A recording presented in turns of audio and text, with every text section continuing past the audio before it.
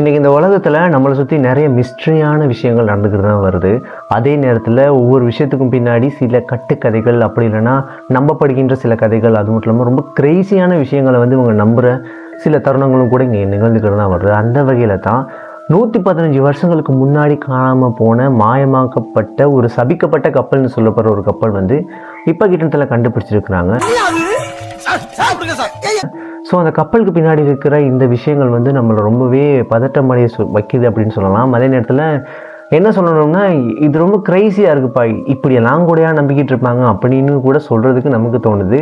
So அது என்னங்கிறது இந்த வீடியோவில் ஃபுல்லாக பார்க்கலாம். அதுக்கு முன்னாடி நம்ம சேனலை சப்ஸ்கிரைப் பண்ணி அந்த பெல் பட்டனை டிக் பண்ணி வச்சுங்க. அப்போ தான் நான் போடுறேன் இந்த மாதிரியான கண்டென்ட் வீடியோஸ் உங்களுக்கு நோட்டிஃபிகேஷன்லாம் சேரும். ஸோ வாங்க வீடியோக்குள்ளே போகலாம். அடெல்லா ஷோர்ஸ் அப்படிங்கிற இந்த ஒரு கப்பல் 1894ஆம் ஆண்டில் அமெரிக்காவில் இருக்கக்கூடிய மெக்சிகனில் இருக்கிற ஜிப்ரால்டரில் ஷோர்ஸ் லம்பர் அப்படிங்கிறதால என்ன செய்யப்பட்டிருக்குன்னா இந்த ஒரு கப்பல் கட்டப்பட்டிருக்குது.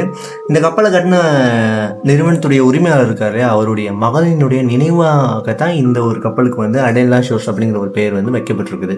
நீராவியால் இயங்கக்கூடிய இந்த ஒரு கப்பல் 735 டன் பாரமுடைய ஒரு மரக்கப்பலுங்க. இது கட்டப்பட்ட 15 ஆண்டுகள்லேயே மட்டும் சாதாரணமாக 2 முறை இந்த ஒரு கப்பல் மூழ்கப்பட்டிருக்குது. இதனாலே இது ஒரு சபிக்கப்பட்ட கப்பல் அப்படிங்கிற ஒரு பெயரையும் கூட இதுக்கு வச்சிருக்கிறாங்க. அதை ஓட்டக்கூடிய அங்கே இருக்கிற வசிக்கிற நபர்கள் இதுக்கு ஒரு சபிக்கப்பட்ட கப்பல் அப்படிங்கிற ஒரு பெயரையை சொல்லியிருக்கிறாங்க. இதுக்கான காரணம் நம்ம பார்த்தோம்னா 195 அடி நீளம் இருக்கிற இந்த ஒரு கப்பல் 1909ஆம் ஆண்டில் ஏப்ரல் 29ஆம் தேதி உப்பை ஏற்றிக்கிட்டு ஒரு 14 நபர்களோட என்ன செய்யப்பட்டிருக்குன்னா தன்னுடைய பயணத்தை புறப்பட்டிருக்குது. எங்கன்னு பார்த்தோம்னா மினசோட்டா அப்படிங்கிற ஒரு இடத்துக்கு தன்னுடைய பயணத்தை இந்த ஒரு கப்பல் ஆரம்பிச்சிருக்குது.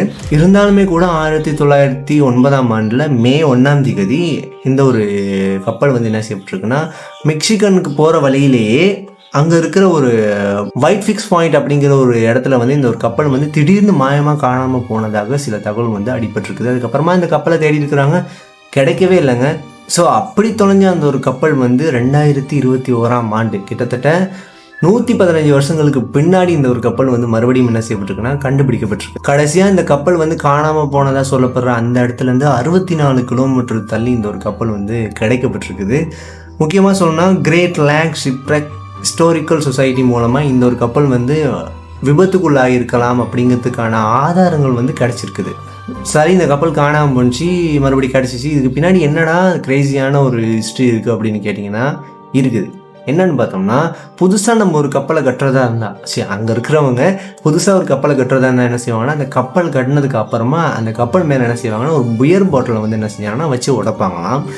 ஆனால் இதை அந்த அடெல்லா ஷோர்ஸ் அப்படிங்கிற இந்த ஒரு கப்பலை கட்டின அந்த ஒரு உரிமையாளர் இருக்கார் இல்லையா, அதை கட்டும் பொழுது அந்த மாதிரியான விஷயத்த செய்யவே இல்லையா. இது எப்படி இருக்குன்னு கேட்டிங்கன்னா, என்னென்ன கதை சொல்கிறான் பாருங்க, கம்பி கட்டுற கதைலாம் சொல்கிறாங்கிற மாதிரி தான் உங்களுக்கு இருக்கும். ஆனால் இதுக்கு பின்னாடியான இந்த ஒரு கிரேசியான ஒரு விஷயம் இருக்குது. என்னென்னா, இந்த ஒரு உரிமையாளருக்கு இந்த மது அருந்துற பழக்கமே, ட்ரக்ஸ் யூஸ் பண்ணுற பழக்கமே அவருக்கு கிடையாது. சுத்தமாக பிடிக்கவே பிடிக்காது. அவங்களுடைய குடும்பத்தில் இருக்க யாருக்குமே இந்த மாதிரியான விஷயங்கள் ரொம்ப பிடிக்காதனால இந்த கப்பலுக்கு மேலே என்ன செஞ்சுருக்குறாங்கன்னா அந்த பியர் பாட்டிலோ ஒரு மது பாட்டிலோ அதுக்கு பதிலாக என்ன செஞ்சுருக்காங்கன்னா தண்ணி பாட்டில் இருக்கு, அதை வச்சு உடச்சிருக்கிறாங்களாம். ஸோ இதனாலேயும் கூட இந்த கப்பல் சபிக்கப்பட்டிருக்கலாம் அப்படிங்கிற ஒரு விஷயம் சொல்லப்படுது. ஸோ இதனால தான் இந்த கப்பல் 2 முறை மூழ்கி இருந்தாலுமே கூட கடைசியாக மூழ்கப்பட்டு அதுக்கப்புறமா அது மூழ்கின இடத்துல இருந்து 64 கிலோமீட்டர் தள்ளி 650 அடி ஆழத்தில் இந்த ஒரு கப்பல் கிடைக்கப்பட்டிருக்கிறதாகவும், அதுவும் 115 வருஷங்களுக்கு பின்னாடி இந்த ஒரு கப்பல் கிடைக்கப்பட்டிருக்கிறதாகவும் மிஸ்ட்ரியான நிறைய விஷயங்கள் பேசப்பட்டு வருது.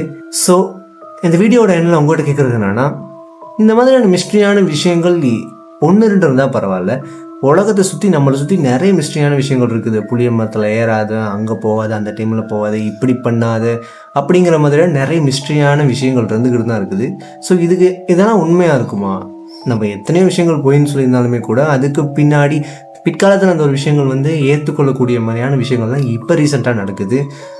அஃப்கோர்ஸ் இந்த ஏலியனாக இருக்கட்டும், வேற்றுக்கிரகவாசிகளாக இருக்கட்டும், புதிய புதிய கோள்களாக இருக்கட்டும், மல்டிவர்ஸ், இந்த மாதிரியான தியரிஸ், டைம் ட்ராவல், இந்த மாதிரி தியரிஸ்லாம் இப்போ கொஞ்சம் கொஞ்சமாக செயற்படுத்தப்பட்டு வர ஒரு விஷயங்களாக இருக்குது. ஸோ ஃப்யூச்சரில் தான் இன்னுமே கூட நம்மளாம் இருப்போமான்னு தெரில. இன்னொரு 100 வருஷத்துக்கு பின்னாடி எந்த மாதிரியான எப்படிப்பட்ட விஷயங்கள்லாம் நடக்குங்கிறது நம்மளால் சொல்லவே முடியாது.